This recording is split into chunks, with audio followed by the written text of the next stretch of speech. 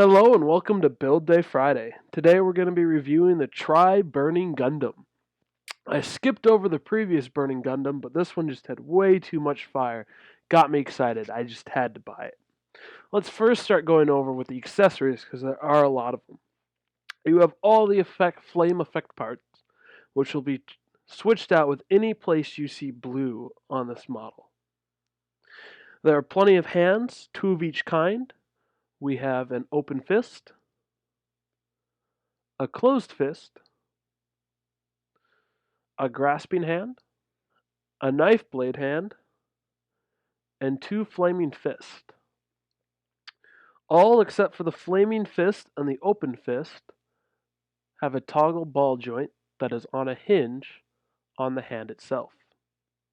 You have two different flame effect parts, one kicking part, and two fist parts which attach to the orange fist here. They each have different tails, so you can have three tail lengths on your flaming fist as you have them punch. There is also a backpack connector to make it adaptable with standard 2-peg backpacks or 1-peg backpacks like the Lightning backpack. However, there is no adapter to make his backpack useful with anyone else. Okay, let's get into the model. As far as the difference between this one and the first Burning Gundam, I'm not sure if there's anything different in its construction as I did not build that one. But looking at the runners and the overlap and the parts from the original, I would say that the construction is pretty much the same. It is quite confusing though, as the construction of this Gundam and ones in its line are not in line with the all high grade project. So that'll be interesting to see if they're going to continue that. This is quite an interesting build though. Because of its middle section there being a ball, the torso is built in essentially three parts, unlike your usual snap together polycaps, all that. The shoulders are still held in with polycaps. However, they are tight polycaps. They do not move. Instead, the entire section there swivels out to give him forward arm movement. Feet are on a ball joint attached to the foot, and they are attached to the ankle by a stick joint. Legs are on a double bend joint with one polycap inside the lower leg and an inner frame in the upper one. Arms are on the swivel joints attached to ball joints into the arm. The arms are double jointed and have a slight back bend to them with only the armor getting in the way. The shoulders are on that single ball joint attached at the shoulder armor there.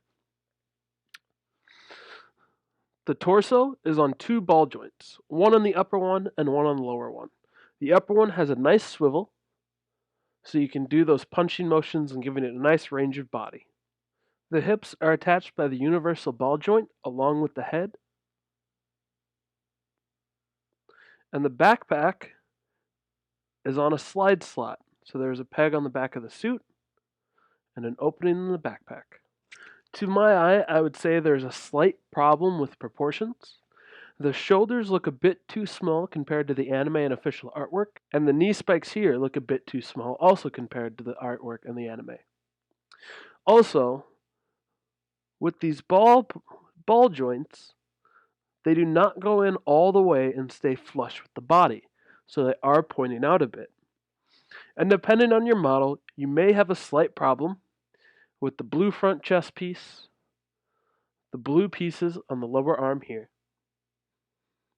and the blue shoulder pieces sticking out.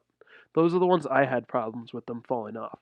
Otherwise, the rest stick in nice and tight, with the lower legs actually maybe sticking in a little too tight and making it slightly hard to change those out. Now let's take a look at this thing completely lit up. Here he is in all his fiery glory. So the transformation's easy. You just pop off panels and replace them with the flame effects. By the end of it, there will be no blue left showing and you'll be left with nothing but nice orange flames. All of them seem to fit quite well and hold into place for me. Again, that may vary as some models have slight chances of error.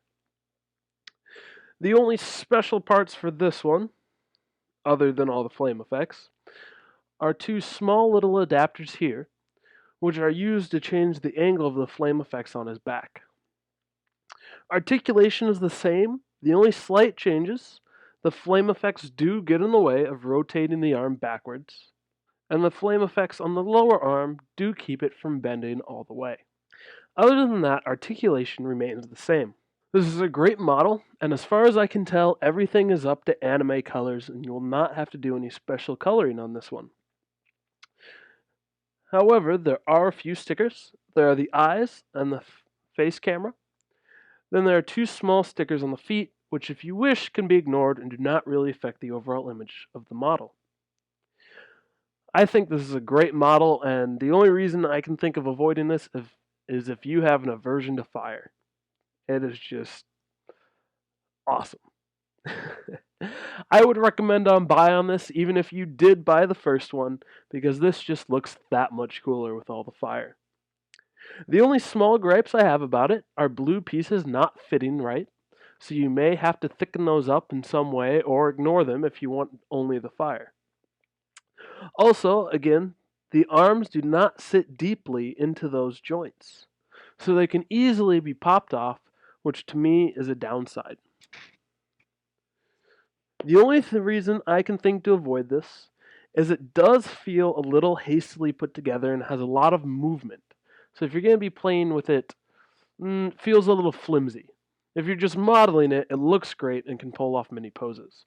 So the only reason I can see to avoid this is to wait for the eventual master grade, because I think everyone knows that is eventually coming. Other than that, I definitely recommend a buy. Subscribe for more videos, let me know how I can improve my reviews, and have a great one, guys.